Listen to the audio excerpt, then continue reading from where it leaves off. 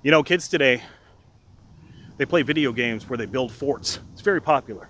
But back in the 1970s and 80s, if you wanted a fort, you had to do it yourself with your bare hands. And today, I'm going to tell you about the ultimate fort and how it almost led to me getting my butt whipped on Sackville Sunday Stories.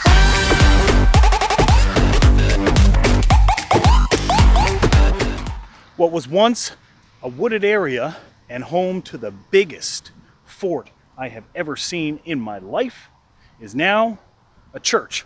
I'm on McDougal Avenue, and in this particular area, there were a lot of forts that were built. Now, everyone built forts. Everybody built forts. But what would happen is you would build a fort, and maybe you built your fort a little close to somebody else's fort. Well, they would come and they would tear it down, steal your lumber. They really rarely burnt them down, but they would just smash it and steal your lumber. But there was one fort right about in this area where I'm standing right now that never was torn down. Why? Because nobody dared to. The kids that built this fort, they were tough. They were mean. They were Sackville thugs. And nobody would go near it. Not even to tear it down, but to look at it. This particular one was so big it had 3 floors. It had 3 levels. So these kids spent a lot of time putting this together. And the word was out. Go near it, you die. So one day, me and my friend David Harris were like, I gotta see that fort. Like, seriously, we gotta see that fort. We got up Saturday morning, 10 to 7. 7 a.m. we were down here. We're like sneaking up on the fort. We're like, we gotta be fearless. If they caught us, okay, just beatings, okay? That's the way it was. We accepted the risks too. We didn't say, oh, we got beat up just walking through the woods. No. We put ourselves in a situation where it was dangerous. We'd be like, no, if we got beat up, that's on us, because we know not to go there. That was just the mentality of thug life, thuggery. So we get down there and we're sneaking through. And we are being exceptionally quiet. We don't want to crack on any branches, but we're figuring, hey, 7 a.m., they're not going to even be awake. So we sneak down to the fort, front door, go in. Not much to the first level. Exposed ground. It was walled in, but we looked over and there was a ladder and a hatch. Aha! Floor number 2. That must be the access point. Went over, opened the hatch, went up to the second floor. Ooh, it was quite a sight. Huge, high ceilings, had some skylights in it, and then there was a 3rd floor. We never made it to the 3rd floor. As we looked around, there were empty beer bottles, so they'd been in there drinking the night before. I was 12. These guys were probably about 12. They were having a few drinks in their fort. That's just I told you they were tough kids. Having a few drinks in their fort. A couple of adult magazines were strewn about. These kids lived hard at 12. They had a set of homemade bunk beds that were constructed. And I said, oh man, that is so cool.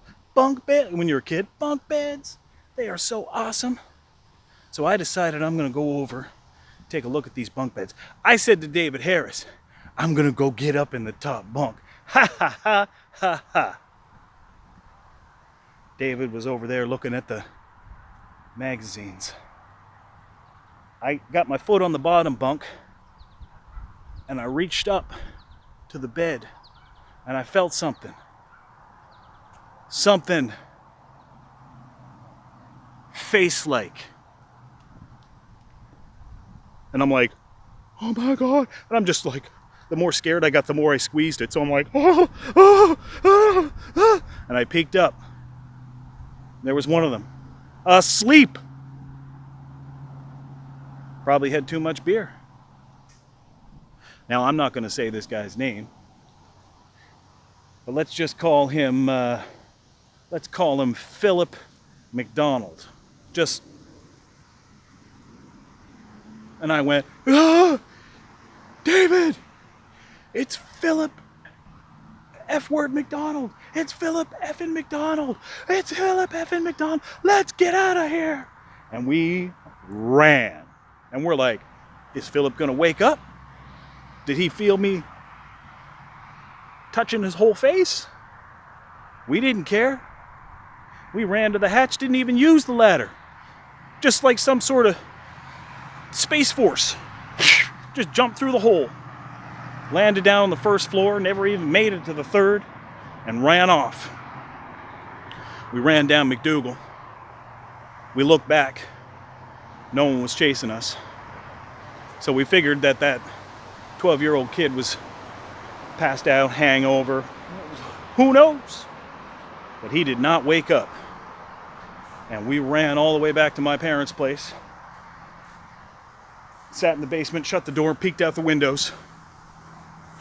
Just waiting for a gang to come find us. It never happened. To this day, Philip effing McDonald has no idea how close I came to his sleeping face. And guess what? He's still around, so I'd rather he never found out. So don't tell. That's my story of forts this week on Sackville Sunday Stories, and I will see you next Sunday.